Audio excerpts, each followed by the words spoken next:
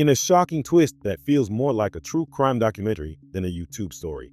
Notorious streamer Johnny Somali has pushed himself deeper into a spiral that could cost him nearly a decade of his life, from being banned in Japan to sparking outrage in Israel, and now standing trial in South Korea.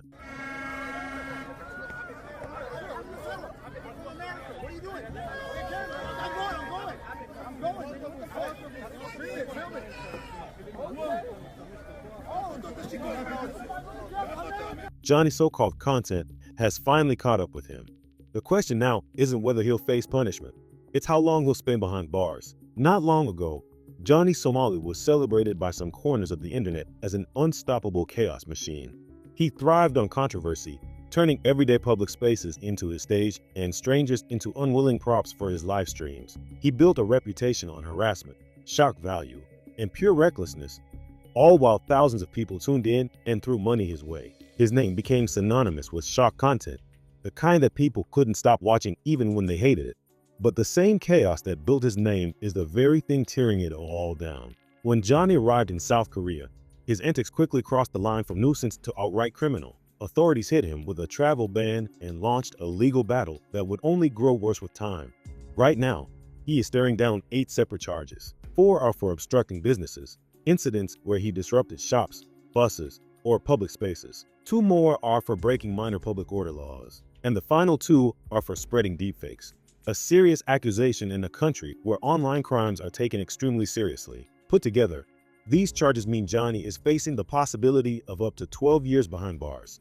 And in South Korea, where the conviction rate hovers above 99%, that's not just a threat, it's almost a guarantee. You'd think someone in that situation would keep their head down, maybe even apologize or try to rebuild their image. Instead, Johnny chose the opposite path. After disappearing for 3 months following his travel ban, he came roaring back in late 2024. But he didn't bring apologies. He didn't bring self-reflection. He returned with even more uploads, 7 videos a week, a non-stop flood of content. And these weren't harmless clips. They were reposts of his own incriminating stunts, the exact videos prosecutors were already using against him. One showed him blasting vulgar text-to-speech messages on a crowded bus until the driver had to stop. Another showed him dumping ramen all over a convenience store counter, deliberately grinding business to a halt. What Johnny thought was entertainment, prosecutors saw as hard evidence. But it got even worse. Johnny didn't just repost old videos. He committed new offenses while still awaiting trial. On Discord, he shared links to uncensored porn sites, something that is strictly illegal in South Korea. Then he went further, uploading a video with North Korea's national anthem playing in the background, while praising Kim Jong-un. That move alone could trigger fresh charges under South Korea's National Security Act, which forbids glorifying the North. For Johnny, it may have felt like trolling. For the justice system, it was reckless fuel for an already heavy case. The recklessness carried straight into the courtroom.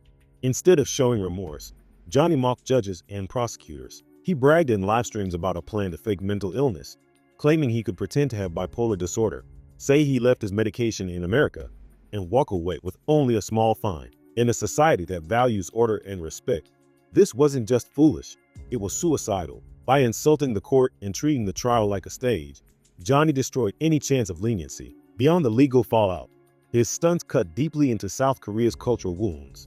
He mocked military conscription, ridiculed the nation's low birth rate, and even used national tragedies as props. He disrespected the Itaewon Crowd Crush Memorial, where 159 people died in 2022, and filmed himself posing at the Comfort Women's statue, a sacred symbol tied to the suffering of thousands of women under Japanese occupation. These weren't harmless pranks. To South Koreans, they were deliberate insults. That's why protests erupted demanding his deportation and punishment. Johnny wasn't just seen as an obnoxious foreigner anymore. He became public enemy #1. Meanwhile, his financial situation has collapsed.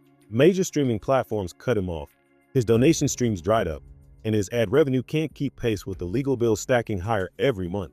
With the travel ban keeping him stuck in Seoul, he has no way out. He's forced to cover his own detention and lawyer fees while his income shrinks to almost nothing. Even his closest allies have abandoned him, leaking private messages and distancing themselves from his chaos. Former friends who once cheered him on now want nothing to do with him. Johnny continues to treat the trial like a stage. In one infamous moment, he appeared drunk in court, dressed like a clown, grinning for cameras as if it were just another live stream. That spectacle convinced prosecutors he was incapable of remorse or responsibility. Experts predict 3 to 8 years behind bars, though his defiance could stretch it to 12. His October 29, 2025 hearing may finally seal his fate. Johnny Somali's downfall is more than one man's story. It's a warning. In the end, clout fades, the spotlight dies, and all that's left are prison walls, silence, and regret. What do you think? Does he deserve the full sentence? Let us know in the comments, and don't forget to like, share, and subscribe for more deep dives.